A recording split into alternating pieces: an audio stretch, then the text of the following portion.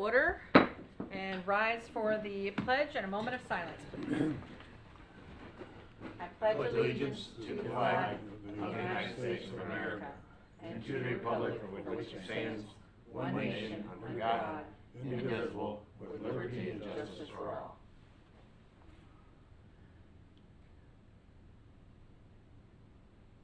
Amen. Can I get a roll call, please? Mark Bowling, Scott Steger, Ken Schmidt, Who? Present. Miriam Mills Bennett, Here. Lance Green, Here. Thomas Jordan, Here. Bill Volcani, I'm here. And a consideration of minutes. Make a motion to approve the minutes. Second. All in favor say aye. Aye. Any opposed? All right, item number 4 on the agenda, application for variance of 6220 Fox Haven Court, case number VARC-24-0001. I will entertain a motion. Make a motion to approve case number VARC-24-0001. Second. Penny? Hi, good evening, Penelope Cruz Planning. So the property owners are requesting a variance to be able to reconstruct the existing dock and boathouse in generally the same location. According to the applicant, as you saw in the applicant's letter of request, as well as some of the photos that they provided in the exhibit there, the current dock is deteriorating with regards to the pilings and the dock framing, which is underwater during high tides. So the first part of the variance is regarding the boathouse height. Our land development code has a maximum height of 12 feet, which is lower than most of the other communities in our area. And so originally the permit came in, they were looking at 18 feet. We've worked with them to get that down to 15 feet. So we feel like this is the minimum variance that would be necessary in order to reconstruct the dock and keep it out of the water during high tides and still provide that clearance under the roof of the boathouse. The next part is regards to the terminal platform area. Again, our code has a maximum of 160 square feet, which again is significantly lower than what other communities in the area as well as DP allows. Really, what they're requesting is just an additional 15 square feet for that triangle piece over here on the north side. And it's really to provide kind of a safe area to be able to access the utilities, the water and electric at the dock there.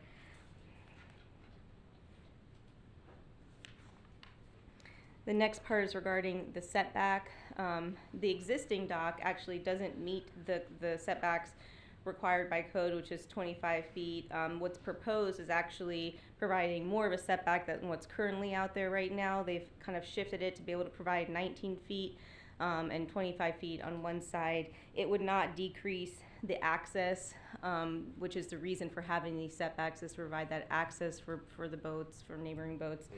So it wouldn't decrease that or create any kind of negative impact to any of the adjacent properties.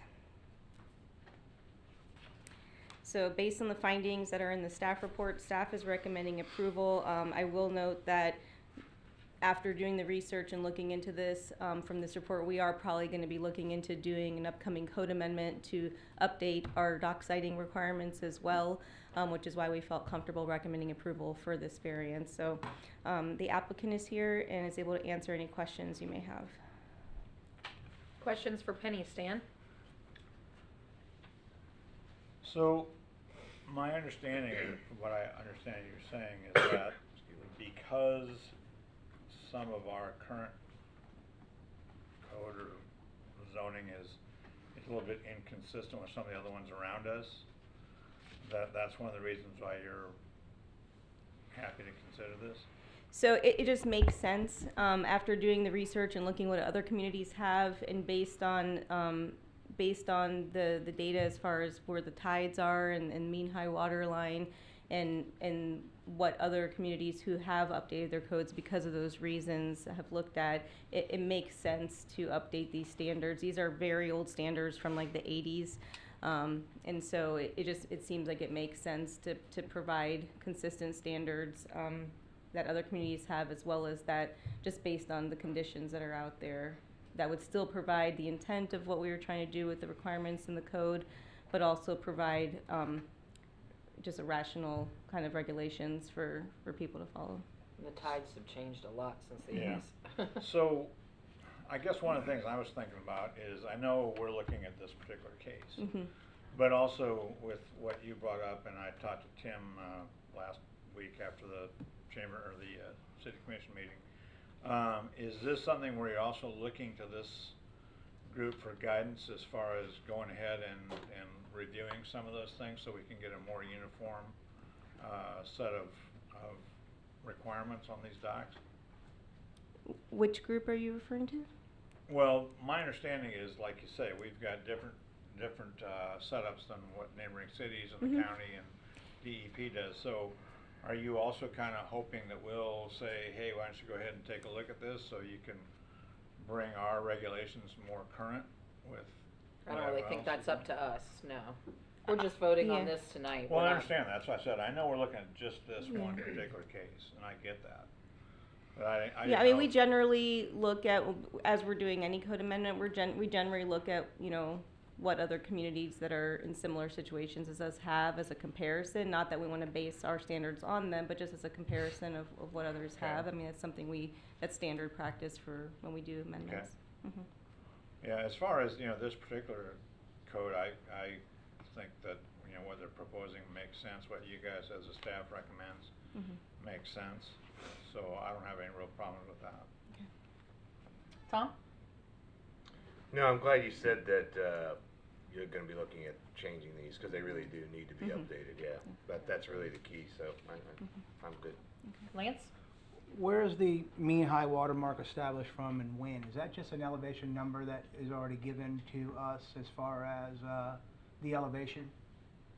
I believe it changes. I don't have a clear answer. It's something that would, I believe, be updated. Because we're talking about a height city-wise. of a certain footage Mhm. and it's based on the Mhm. mean high water mark, Mhm. but based on when and what? Because, Mhm. here's my thing, honestly, I don't believe it's high enough. Oh, what they're proposing. At yeah. 15 feet, Mhm. because in the last year, we've had 3 king tides, as we would call them, and it's added 2 or 3 feet of water to everywhere. And I would just hate for us to go in there and again, I'm just wondering what the height, what does the height do? What does the height affect? It seems like every other neighboring area has the 15 feet.